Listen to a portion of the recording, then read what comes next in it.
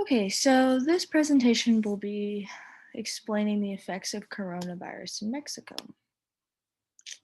So, coronavirus is actually sweeping across the world, killing billions of people. And this virus was seen to attack the respiratory system, causing like a combination of influenza and pneumonia type symptoms. And due to this crazy virus, the world went into a complete state of emergency. Many countries acted fast and demanded complete changes in their life, like Brazil and Argentina demanded complete lockdowns where their citizens were not allowed to leave their homes, and countries like the US shut down like unnecessary places, shopping centers, schools, and other public attractions, but didn't require the patients or require the citizens to stay at home. So wearing masks and disinfecting everything just became like the new normal, and many countries soon saw a decreasing number in coronavirus cases. Now, Mexico, on the other hand, did not. Mexico saw an increase in numbers. So, what was causing this? Why was there such a high number in coronavirus cases? So, with the research that I found, um, the results come from like the healthcare system, the economy, and the leadership.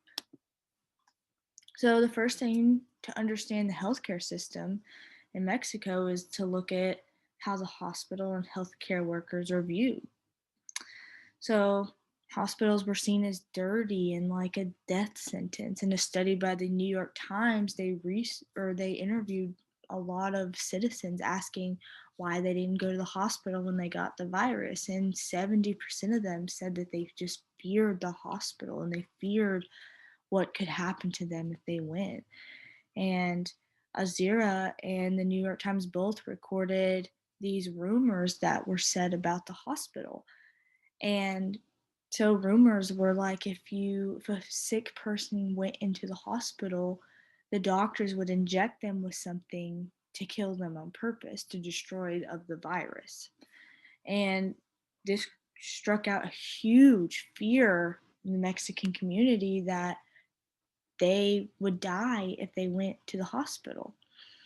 And so, with all of that being said, of like the evil that the healthcare system was doing, um, the healthcare workers were seen as evil. And attacks on the healthcare workers from citizens would actually happen. So, citizens would fight healthcare workers and they would throw bleach at them and follow them home and say death threats to them. And there was actually much more. So you can just imagine the emotional distress on the healthcare workers from that happening. Dr. Lopez actually talks about how there was this big fake news campaign spreading rumors that healthcare workers were attacking people inside the hospitals to like profit from their death, which led, to that huge fear that they were all so worried about. And Dr. Lopez also talks about how if the person would just go early, the risk of getting hurt, the risk of dying would be a lot less.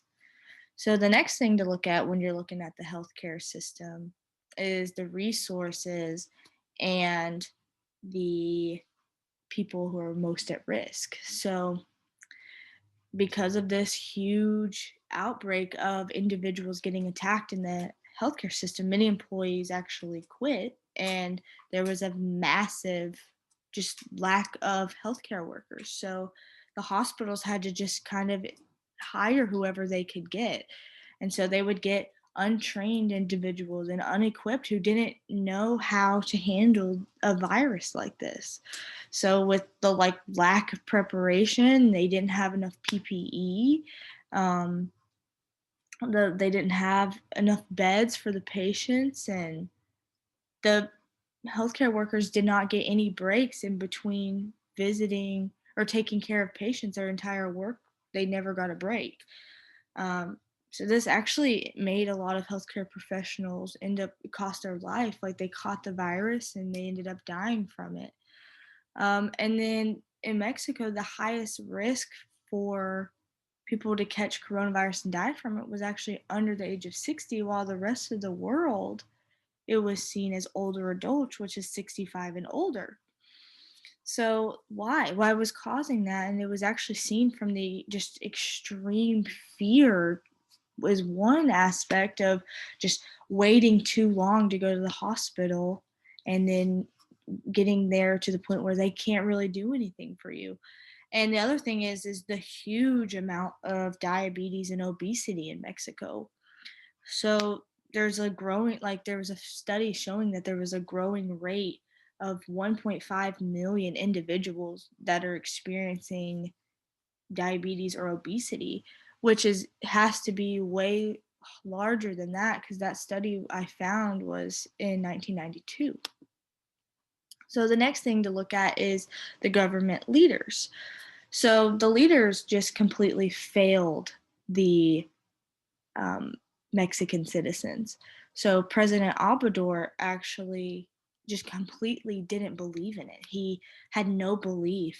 He would walk around with ambulance and say, "Oh, this is my Mary, and she'll protect me from the coronavirus, and I won't catch it." And the CDC would give guidelines, and he did not follow them. So the citizens just didn't believe it either. They started to think it was a myth and that it was not actually a sickness that they could catch. And the infectious disease experts still didn't really do anything. They didn't want to test any people. They wanted to have the least amount numbers of tests go by because they believed that asymptomatic was actually a false positive. So people were coming out having the coronavirus, being sick, and it was considered a false positive. So the spread of coronavirus just increased tremendously. So Mexico's economy was actually the next part that showed just huge failure in protecting the citizens. So there was a refusal of lockdown. President Obrador is actually feared for the economy. He was afraid that the economy would fail and that they wouldn't do well.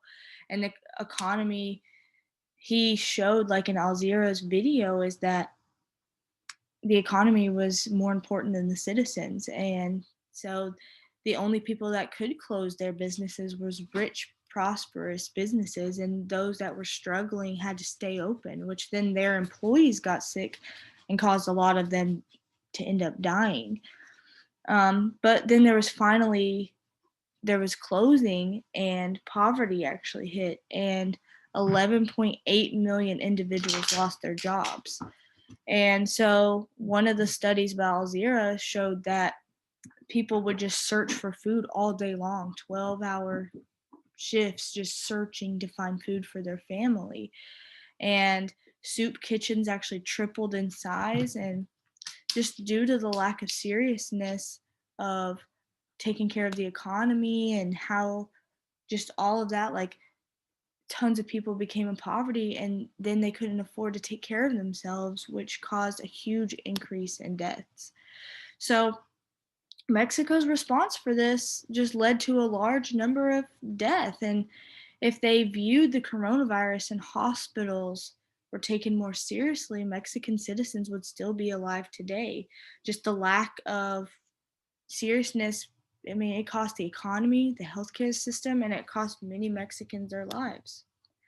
So a way to recommend, like a recommendation to help and what they could do to fix this is they could increase hospital supplies, get more beds, get more ventilators, increase PPE for the employees, increase skilled hospital staff, create classes for them to learn like what's the proper way to take care of somebody with a virus like this.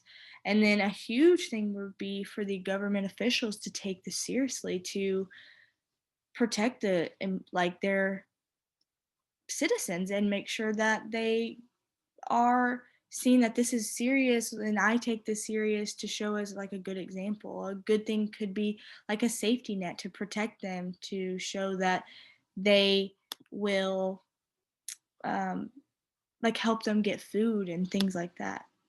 And these are my references. Thank you.